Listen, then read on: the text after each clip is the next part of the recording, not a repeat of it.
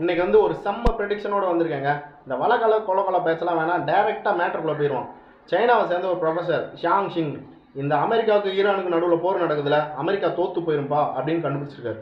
இதுக்கு முன்னாடி இவர் எதாவது கண்டுபிடிச்சிருக்காரா, இதை நம்பலாமா அப்படின்னு பார்த்தோம்னா, இதுக்கு முன்னாடி 2வது பிரசிடென்ட் தேர்தலில் ட்ரம்ப் தோத்து போயிடுவார்னு சொன்னாங்க. அதுக்கு முன்னாடியே வந்து இவர் டேட்டாவெலாம் கலெக்ட் பண்ணி அடுத்த மூவ் இதாக தான் இருக்கும் அப்படின்னு ஒரு ஃபார்முலா போட்டு ட்ரம்ப் தான் ஜெயிப்பார் அப்படின்ட்டார். அதேமாதிரி ஜெயிச்சிட்டாரு. அதுக்கப்புறம் அந்த போர் வரதுக்கு 2 வருஷத்துக்கு முன்னாடியே அமெரிக்காவுக்கு ஈரானுக்கு நடுவில் போர் வரும் அப்படின்னு சொல்லிட்டாரு. இப்போ என்ன கண்டுபிடிச்சிருக்காரு அப்படின்னா, அமெரிக்கா தோத்துரும். அது காரணங்கள் சொல்கிறாரு. அமெரிக்காவோட மைனஸு, ஈரானோட ப்ளஸ்ஸை சொல்கிறாரு. அமெரிக்காவில் நிறையா போர் வந்து ஏஐ டிரைவனாக இருக்கும், அது அவ்வளோ இம்பாக்டாக இருக்காதுன்னு சொல்கிறாரு. 2வது போர் நடந்தால் நிறையா செலவாகும்ல, அதனால் இந்த தடவை இந்த போரில் அமெரிக்கா கவர்மெண்ட் நல்லா டவுன் ஆயிருன்னு சொல்கிறாரு. அப்புறம் இதுதான் முக்கியமான பாயிண்ட். இப்போ ஒரு நாட்டை பிடிக்கணும் அப்படின்னா ஃப்ளைட் மூலயமா பாம்பெலாம் போடுறோம்ல, 2வது உள்ள சோல்ஜர்ஸ் அனுப்பி ஒரு சிட்டியாக அப்படியே பிடிச்சிக்கிட்டே போகணும். அப்படி தான் நாட்டை பிடிப்பாங்க.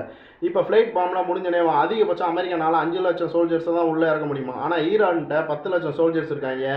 அது மட்டும் இல்லாமல் மலைப்பகுதிகள் நிறையா இருக்குது. அந்த மலைப்பகுதிகளில் 20 வருஷமாக ஒரு சோல்ஜரும் ட்ரைனிங் எடுக்கிறாங்களா எப்படி அட்டாக் பண்ணணும் அப்படின்ட்டு. இது மூலயமா அமெரிக்கா படை முறியடிக்கப்படும், அமெரிக்கா தோற்று போகும். அதுக்கப்புறம் அமெரிக்கா ஒரு சின்ன நாடு மாதிரி ஆயிரும், இந்த உலகத்தோட போக்கே வேறு மாதிரி மாறிடும் அப்படின்னு சொல்கிறாரு. இதுக்கு முன்னாடி சிம்சன்ஸ் ப்ரெடிக்ஷனில் ட்ரம்ப் செத்து போயிடுவாருன்னு சொன்னாங்க. இவர் என்ன சொல்கிறாரு, அமெரிக்கா தோற்று போகுன்னு சொல்கிறாரு. இதில் உங்களுக்கு என்ன தோணுது? உங்களுக்கு ஏதாவது கருத்து இருந்துச்சுன்னா கமெண்ட்டில் போட்டு விடுங்க. அடுத்த வீடியோவில் பார்க்கலாம்.